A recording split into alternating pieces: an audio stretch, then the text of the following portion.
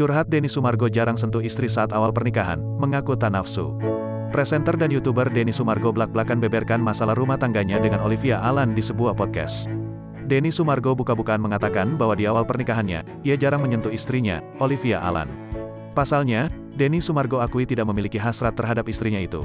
Jadi pas menikah di awal, 3 bulan pertama, gue itu jarang banget nyentuh Olive, ucapnya Denny mengaku, ia sempat merasa takut hingga membuatnya bertanya-tanya apakah ada yang salah dari dirinya.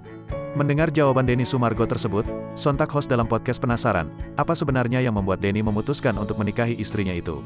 Ternyata alasan Denny menikahi Olivia Alan ialah karena value yang ia miliki.